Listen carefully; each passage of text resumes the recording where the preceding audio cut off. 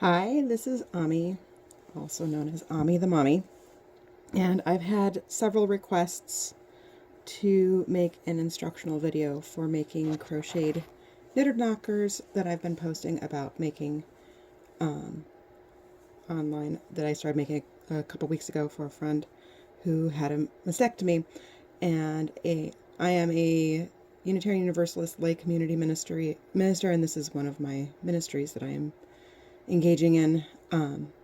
This is one that I'm making specific for Unitarian Universalists. This is because our symbol is a flaming chalice, and I had a friend destash some of this yarn that is specifically approved for knitted knockers. That's what it is. That was in flaming colors, so I decided that I was going to dedicate all of the ones that I make out of this yarn to UUs and UCCs, because I have a friend who works at UCC headquarters here in Cleveland. This one is at the B cup stage. This is the initial section that I will be showing you how to make in this video. These are repeats of rows 6 through 7 to make an A cup to this line, and then this part makes it a B cup, and then you add additional rows, repeats of 6 and 7, which are these two, for every cup size increase. And so I do the color changes so I can tell what size it is. And so this is sitting waiting to have the back part with the drawstring for stuffing to be made. If it's requested as a B cup, then I just add the back. If it's requested as a larger size, then I add more. If somebody needs it as an A cup, I can take off this yellow section and maybe even and I'd probably take off a couple rows of the orange, just so that they also get some of the yellow, even if it's an A cup. So yeah, I'm going to be using these colors, and I'm going to be making it differently. Only this section, to make it clearer where the rows are. This is just that first part of the 3-color versions I make. This is the part that it takes the most focused attention for me to make, with my children constantly interrupting, because this actually requires counting stitches. Once you get to the part that'll be orange, you don't really have to count stitches. You just pay attention to where this is. And I'll show you how I do that as I get to rows 6 and 7. So this is round 1, 2, 3, 4, 5, 6, 7. I'm looking through the viewfinder and having trouble counting. So, but yeah, 1, 2, 3, 4, 5, 6, 7 rounds. And I'm going to show you how to do the first 7 rounds. The rest of it for the outside is just a repeat of rounds 6 and 7. And I start by making 3 loops that I use as my stitch markers. I have yarns that I won't be using, and I make them big enough to fit onto my middle finger so that I can hold them. I have some fine motor issues, and that makes it easier for me to work through this. I am also very active in the Society for Creative Anachronism, and my local group's colors are blue and white. So the ones that I'm making for people in the SCA who need them are in my local Barony of the Cleflands colors, just because that is a community that I feel very supported and connected by as well. So I feel like starting with blue.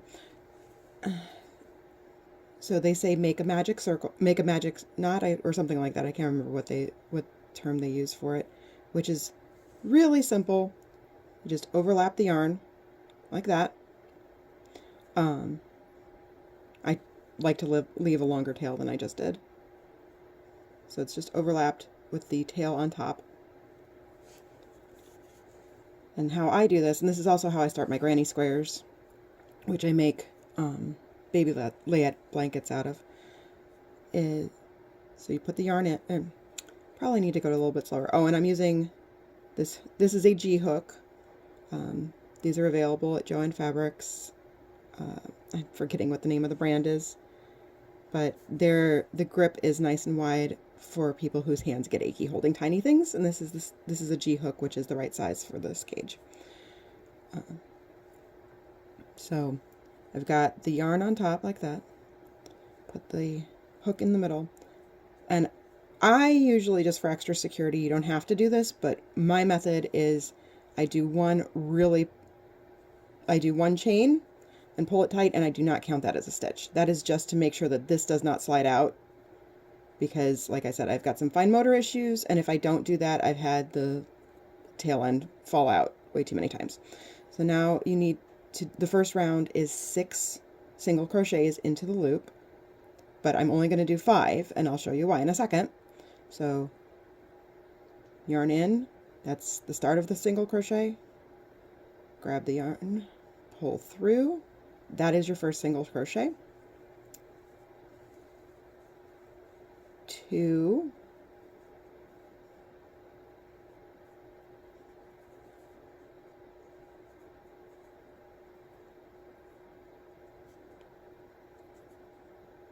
3,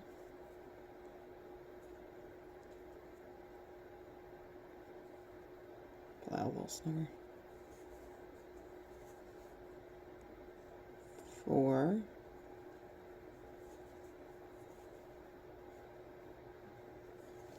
5, and like I said, this is going to be 6. So the way that I do this, which really helps my process, oh, there's some stuff on there, is I grab that. So I pulled the yarn through for the last stitch, then I pull this tight, and then when I hold the two together, so this is the tail end, together with the end that's coming from the skein, and I grab both of those and pull through the 2 loops. And then I make a really big loop until I get that end through. And that also helps with marking. I'll be using that to help mark where the end of the round is as I go, which really helps when I get interrupted in the middle of doing the stitches. So that's round 1. And then you immediately start stitching in the next one. And I'm going to do something that I don't usually do with these, but just to make it clearer and easier to see what I'm doing, I'm switching yarn colors on each round, and I'm going to switch yarn colors when I'm doing the 2 single crochets into a stitch, which is the increase on the rounds. But this round is entirely increases. Every single stitch you're going to do 2 single crochets into the stitch, and so I'm adding in the white yarn, and the focus is going to keep going blur, isn't it? Sorry about that. So I am switching in my white yarn, and I'm leaving way too long of a tail, by pulling the white yarn through instead of the blue.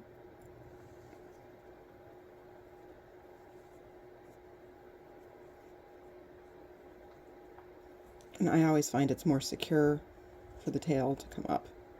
Oops, and the blue got loose. Where's that end? There's the end of the blue. So I need to pull all of those tight. This is tricky for my hands.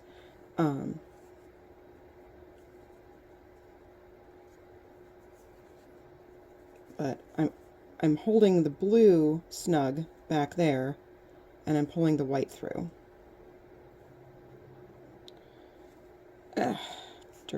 There we go. So that's the first of 2 stitches. They'll go into that first single crochet that was made, and that's the blue to the skein that I'm trying to sort my hands on. So now I'm going to do a second single crochet into the same stitch.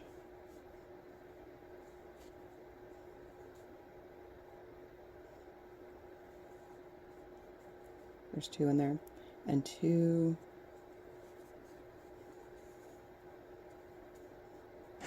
into each stitch around. So there will be a total of 12 stitches in the white.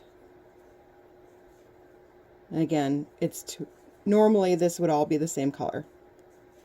But I'm just doing this to make it easier to see.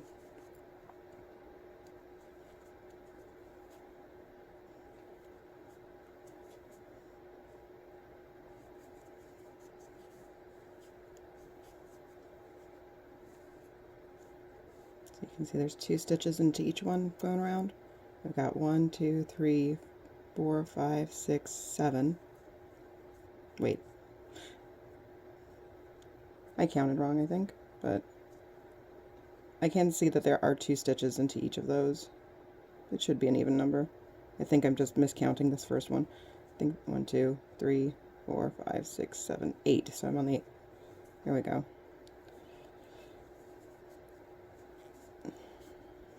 9, 10, and you'll see the tail indicating this was the last stitch of the round, so I know that I'm on track for 11,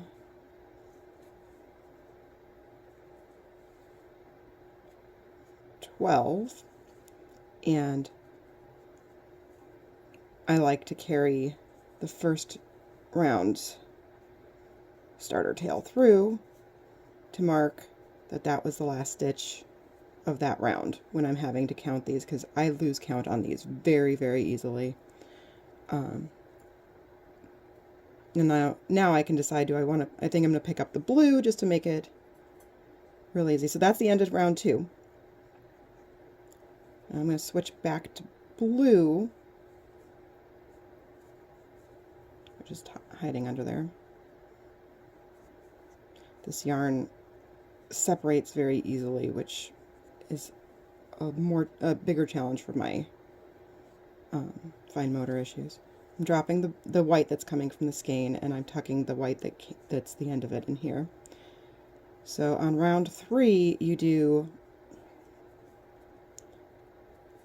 2 single crochets. There's the first one. Into each, one into each stitch for the first 2 stitches. Then you do a you do 2 crochets, two single crochets into each of the next 2 stitches, which is the increases, and you're supposed to place the stitch marker after the second one, but I place it between the 2 of the second set. So I switched to blue to make it easier to see. There's my first increase by doing 2 single crochets into the same stitch, and now I'm starting my second increase, pulling the yarn from the skein. So there's the first stitch of the second increase. I'm placing my marker between those 2, and these are just a loop with a knot on the end. Put the knot on the back side,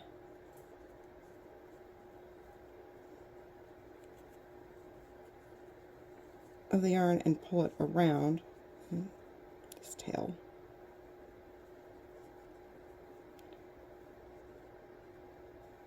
So I have it like, I pinch it back this way.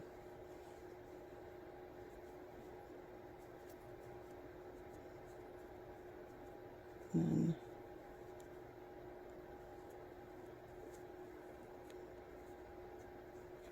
pull yarn through for that single crochet. And I'm going to switch back to the white for the next 2 single crochets, just to make it easy to see what they are in this example piece. I wouldn't normally be doing this because I don't like switching yarn. So there's my stitch marker, and the knot will keep it from pulling through as long as I pull that stitch tight enough.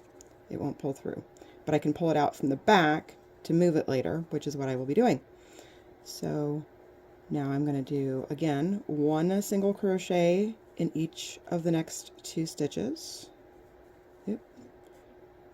Get my hook caught on my yarn. I'm trying to pull through the loops because this yarn is a bit snaggy. It is extremely soft, but it is also extremely wanting to become untwisted.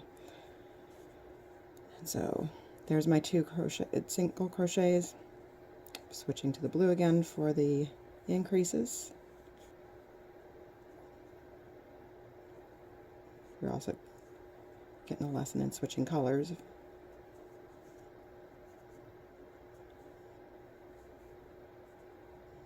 So 1,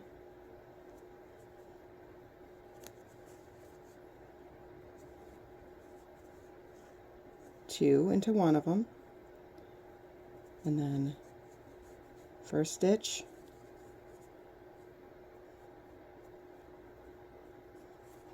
take the marker, drop the stitch marker on the floor because you have fumble fingers like me.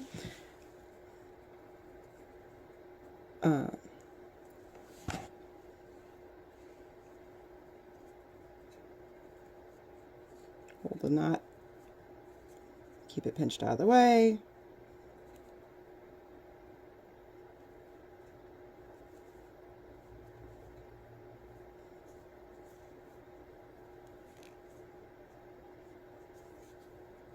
Yarn through. Usually I wouldn't be switching colors, but I am just to make it visibly easier to see. So this is the second of the second into the same one for the increases. Good. Snug, snug, switch.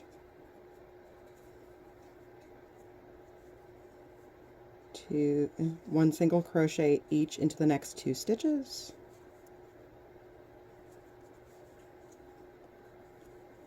Switching again.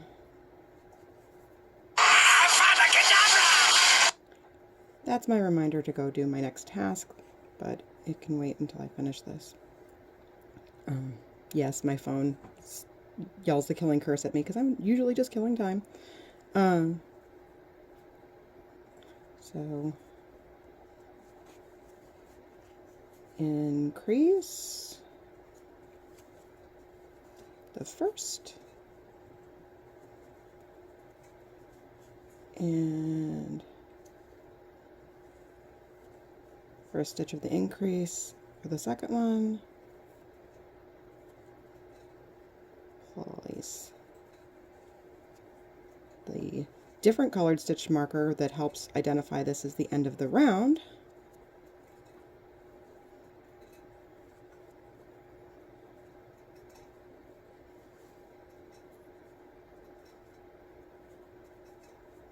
And do that last.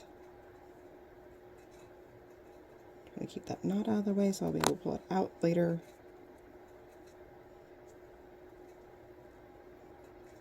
Last stitch of the round, and I'm going to stick with blue for the knot increases for the next round just because I think it'll make an interesting pattern that'll be easier to see.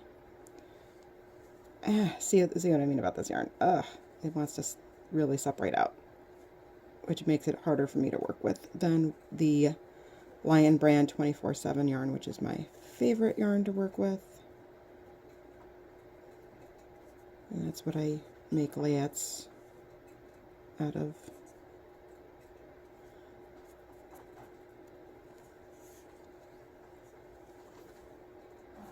Okay, so that's the end of that round, and I pulled the tail through from the middle again to mark that's the last stitch of this round. Since I'm not moving these stitch markers for a couple of rounds, I don't move them until round 7. That's the process that works for me. It helps my processing to have this marking the end of the round for the middle section. I don't bother doing that in later sections because I move the stitch markers every 2 rows once I get past row 7. Okay, so I'm going to stick with blue for the single crochets. The next round is 4 single crochets into this prior row. 2, 3,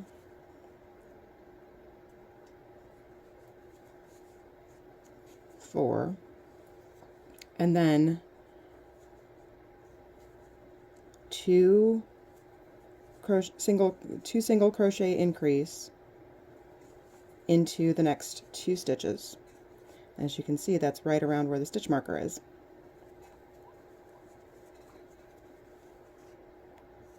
Which, if I look closely, if the stitch markers fall out, knowing where those are, spotting those increases, I don't need the stitch markers. It's just a lot easier if the stitch markers are in there. Oop, I meant to pull the blue through. Kind of making a little calico-y pattern with it. And the yarn is caught on the hook in a way that does not work very well for me. I need to...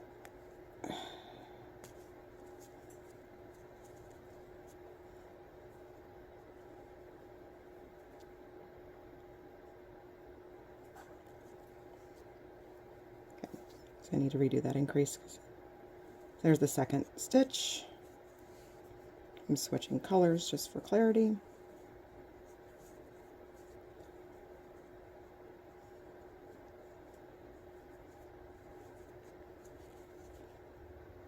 And since I'm going to be switching frequently, I'm carrying the other color behind. 1, 2, 3, 4,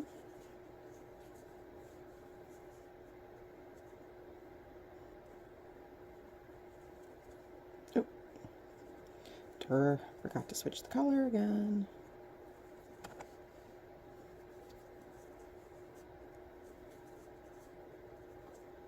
So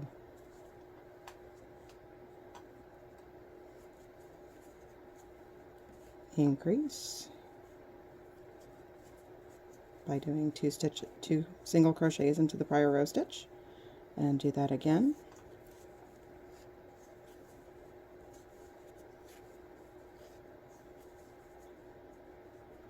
And then, if you're doing this as a demo, switch the color again. And 1,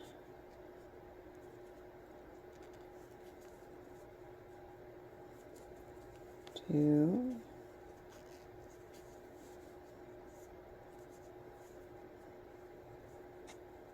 3. I'm pinching the knot out of the way so I don't accidentally stitch into it.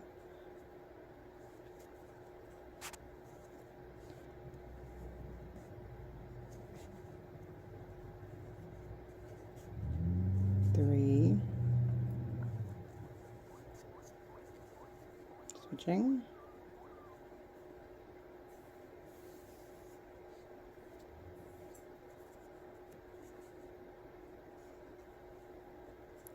4, 2 into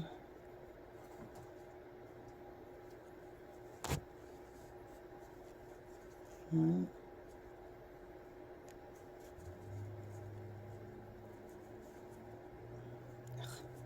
tangly, 2. There's the first increase, and then the second increase makes this the final stitches of this row. So on the second one, in the second stitch, I'm pulling that through to help me mark the end of the row. That way also, when I have to set it down and forget what row I'm on and such, I can pick it up. The next round is 7 single crochet stitches, which I'm hopefully it's still clear if I stick with the white. I don't know, switching the blue might be clearer. Yeah, I think switching the blue to the blue might be clearer at this point. There's only going to be 1 increase stitch on the after every 7 stitches on this one. So switch to the blue. So 1, 2, 3, 4, 4, 5, 6, 7. I'm going to switch the white to make it obvious where the increase is.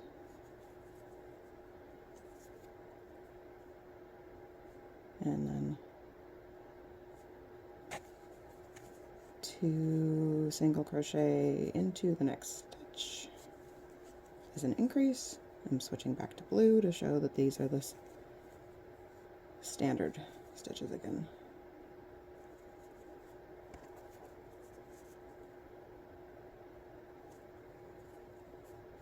Carry the white so it's just staying in place. 1, 2, 3,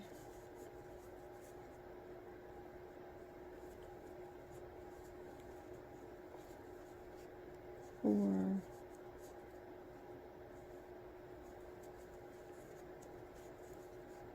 5, 6,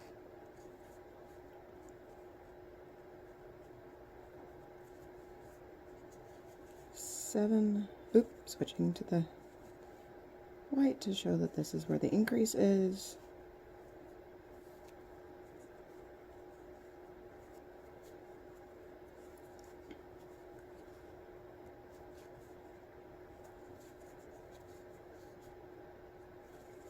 Switch back to the blue because I did the 2 stitches for the increase.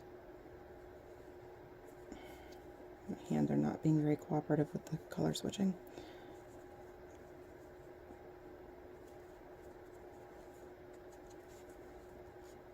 One,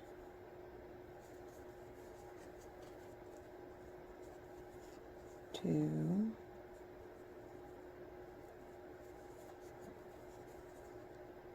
3,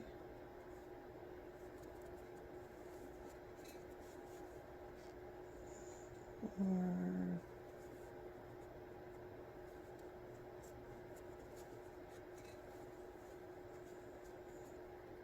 5,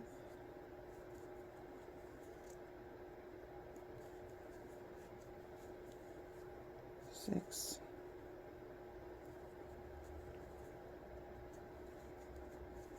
7, and switching. And we're at the last stitch of the round.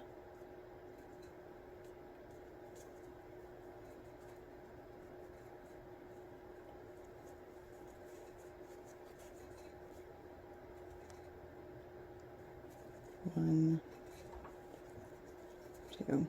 Trying to decide what color to go for the next round. I think I'm going to stick with the blue for the single crochets because it just seems like that's visibly easier to spot in this. So that is the end of round 5, unless I miscounted and left one out. So center 1, 2, 3, 4, 5. So the first one is a single crochet, 6 single crochets, and then the second round is 2 single crochets in each of those for 12 stitches. The second round is single crochet once into each of the first 2 stitches, then 2 single crochets into each of the next 2 stitches and placing the markers. The next round after that is 4 single crochets into the stitches and 2 increases 3 times, and then round 5 is 7 single crochets, increase 7, and then do that 3 times. So that is making the pattern of where the increases are a little bit more visible. And then now I'm starting round 6, which is one of the rounds that repeats to increase the sizes. So this is the one that you don't have to count anymore. You just go single crocheting in each. I'm having trouble spotting my stitches with the lighting, so Imperfect is fine. You just go around, and it's really kind of awkward to figure out where that stitch marker is with the where the increases are. So I actually would sometimes just not bother doing the marker there. I would put the marker here, because it doesn't matter that much where you're increasing from the center. This is looking off kilter partly because of stuff being typed weird there. But anyway, so for the sake of clarity on this, I'm just going to use the second stitch of the increase as we're going to pretend the marker's there. Because is there or is there? But wherever you decide it is, just make sure that it's evenly spaced. And you might want to just put your stitch marker, not bother doing the stitch marker until you're on that round. I think that putting the stitch marker in round 5 is would probably be easier for my brain and achieve the same end result. So you go to where your stitch marker would be, and I'm switching colors for clarity. Yeah. Oh, wait a minute. I'm on round 6. Okay. Oops. Back up. Round 6 is go to the stitch before where your stitch marker is indicating, and then you do 2 increases. So that would be in both of those in this case. And I dropped too many stitches. I pulled out too many stitches. So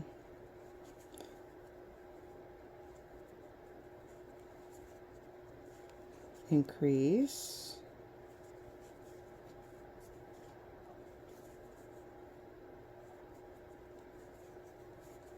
and increase,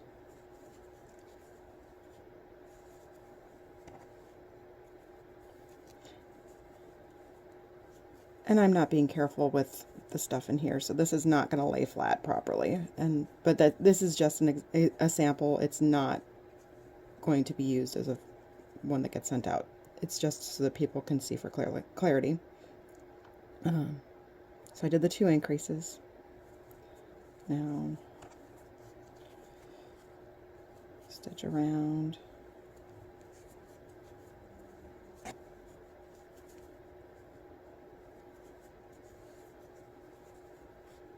To the next stitch marker, which I'm kind of ignoring it as a stitch marker since it's the stitches are marked by a different color.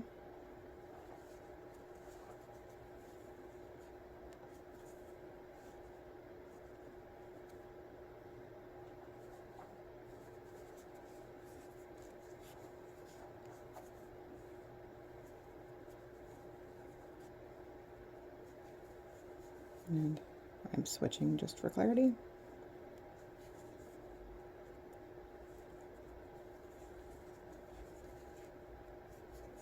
We're at increase into the stitch before the stitch marker is, and then increase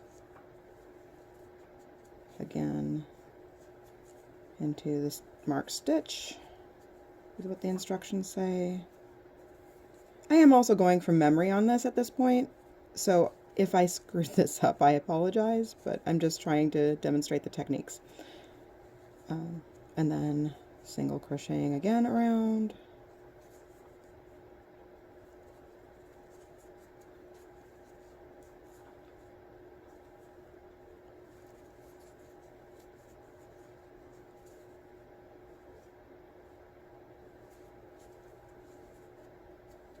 And we're coming up on the last one.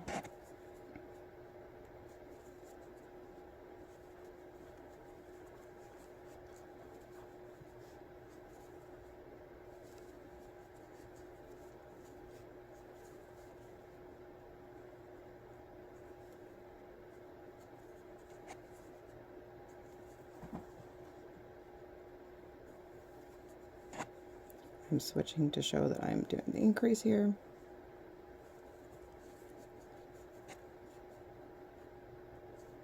Increase 1 on the stitch before the marked stitch, increase 2 at the marked stitch, and that's the last stitch of that round. And I was going to switch to blue, and I didn't switch to blue again. Whoops. So now that was round 6, and round 7 is where I move my stitch markers so that they wind up like that on the edges, and that's when I usually switch colors as well to indicate that it is what cup size it is. And I'm got the yarn stuck again.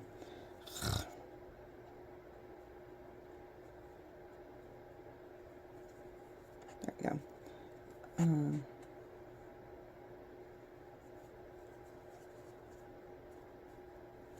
So this time, and I'm using these, I'm using the color changes as stitch markers instead of these, since it's just easier to see where it is. And so you stitch all the way, single crochet into the single crochet of the round before. I'm just carrying the white along so that it's not making a weird shape out of this. And again, if you were only doing one color, you would not have this white there, or whatever color you're using. I'm making it a little more complicated just so that it's visually easier to see what I've done. So this is going into the first of the increases on the row before.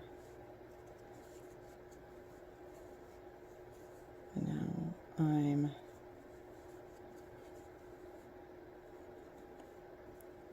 at the first stitch of the second increase in the row before, and I'm switching to white as I'm marking it that way. And feel for the knot back here. Pull that out, because I'm going to mark. I could have waited to make this stitch before I did that with my fumble fingers. That would have probably been wise. Oops. So first stitch of the increase, place the stitch marker, keep the knot clear so that and then pull it so that you're not going to stitch through it and not be able to move it later, because that's annoying when that happens, and yes, I've done it. Second stitch of the increase. I'm again switching colors just to make it more visibly obvious of where those increases are, which I would not do on one that I was sending to somebody.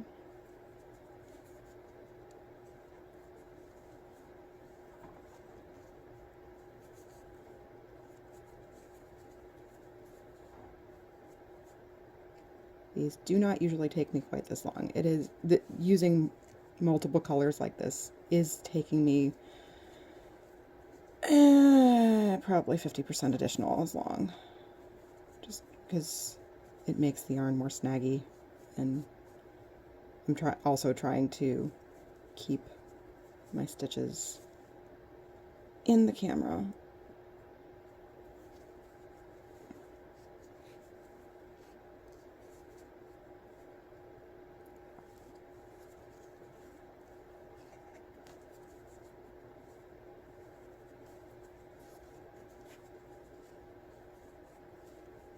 So here we are at the increase from the prior row, which is where I am going to be putting the stitch marker. 2, 3, and on that last stitch of the increase from the prior row, And again, I didn't switch my colors to make it obvious because I'm not used to doing this way. There we go. So first stitch of the increase on row 7, find the knot of that stitch marker that's way back there, pull it out.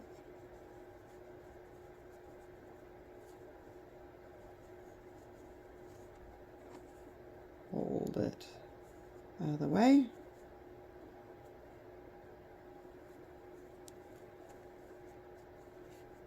And second of the increased stitches, pulling that all snug to keep that stitch marker in place. And single crocheting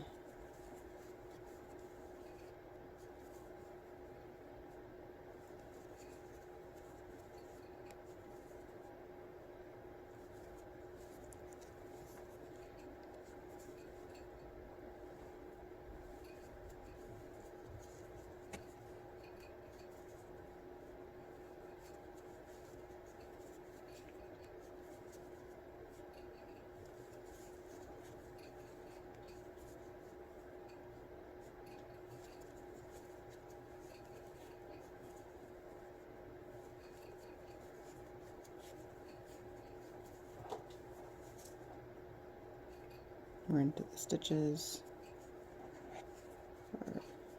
There's the last one before the increase needs to be. And again, I forgot to switch the yarn. But this is the last that I'm going to do on this video because we are at the end of round 7 here. Increase stitch, the first part of the increase stitch. Grab the knot from that stitch marker.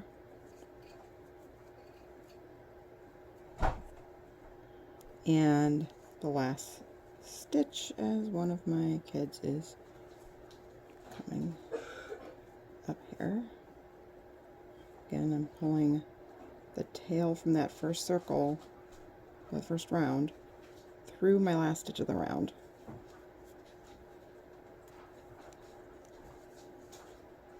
Though having the stitch markers here also helps me know that that's where I'm at.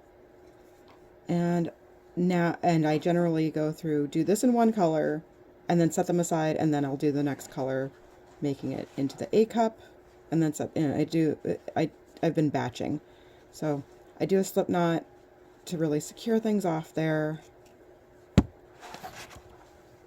and then